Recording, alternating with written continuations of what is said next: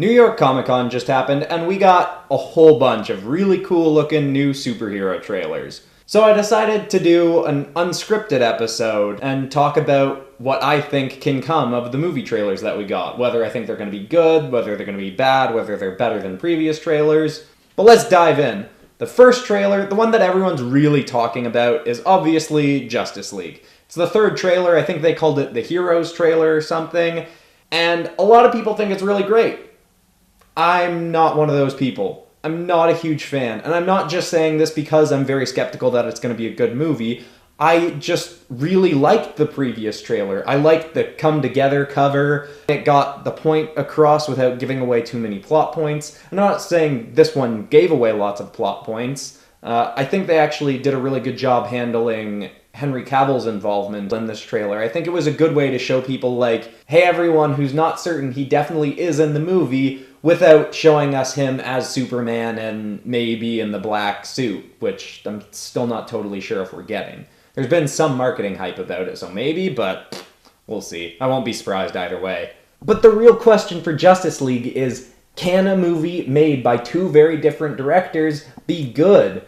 I mean, it was really sad the events that made Zack Snyder have to fall off this project, but to be honest, I'd have to guess that Warner Brothers was leading towards getting Joss Whedon to rewrite a bunch of stuff anyway, because they really went all out with the reshoots, and there is so much of a tonal change, and the visuals have changed even from one trailer to the next, and I really don't like what they've done with that. I don't know if it's the final fight scene or what, but they've added a really gross red hue to everything. It's just kind of gross looking now. The red doesn't really work. It feels like a scene that was well made visually by Zack Snyder, and then they just threw a gross Instagram filter on it or something. And I'm concerned that with Joss Whedon on the project, they're going to take away the one thing that Zack Snyder's really good at, the visuals.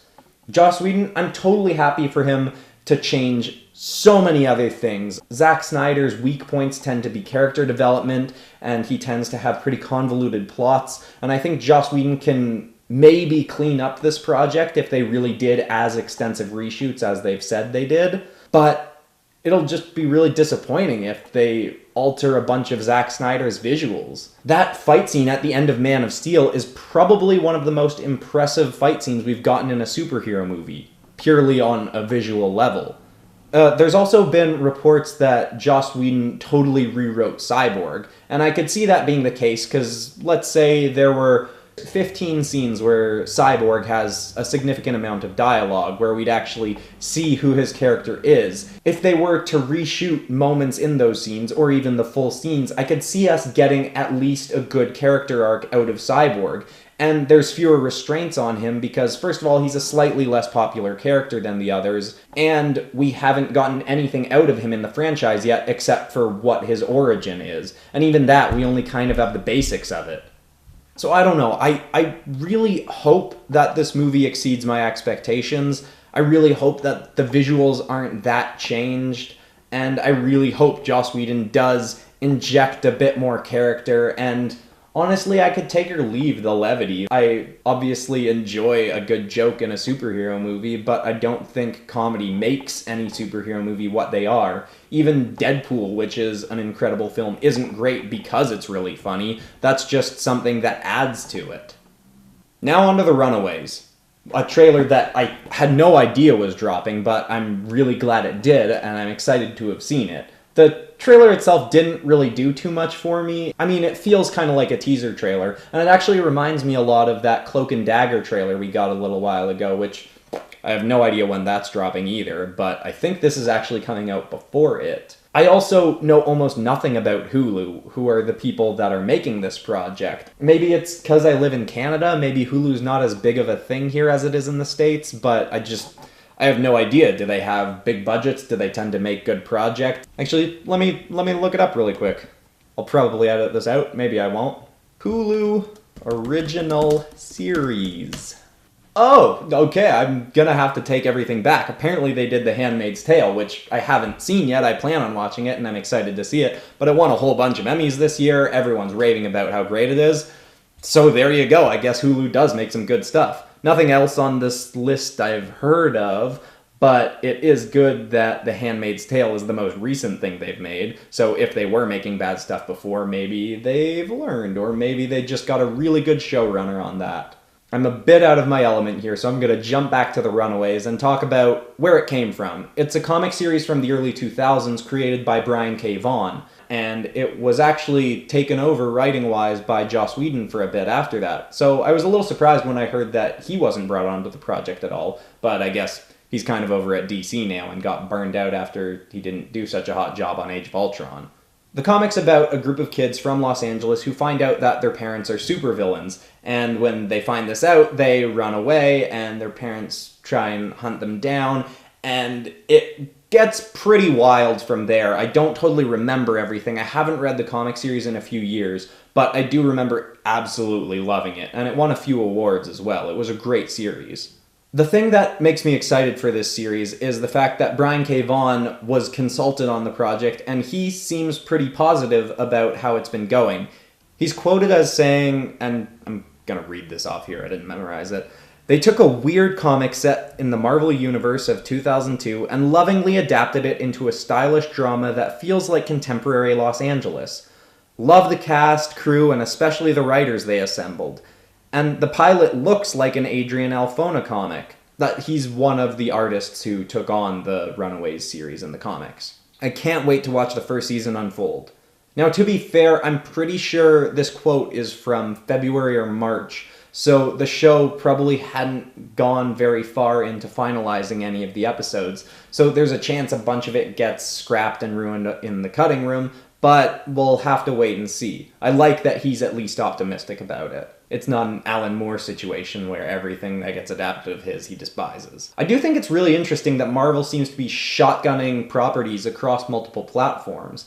They've got the Cloak and Dagger series is coming out on something called Freeform. Now The Runaways, is coming out on Hulu. We've got all the Netflix shows, we've got the ABC shows. I think this is a good thing. If Marvel really does have all their movie stuff planned for the next 10 years, then they know they're probably not going to be using someone like Cloak and Dagger or The Runaways, and so it's probably a good idea to be like, hey, we're never going to end up using this in the movies, how about you go try and make it a good show? Because worst case, we get a bad show and we just don't watch it. Obviously, I'd much rather get a good adaptation than a bad adaptation, but we're not going to get good versions of everything. That's just how it goes. I also love that we got a little bit of Old Lace, the Velociraptor, on the Runaways team. I completely thought they were just going to leave him out of the series due to budgetary restraints, but they didn't. And I mean, all we got was his nose in one shot. That looks pretty decent, but I can't really say if it's going to be any good.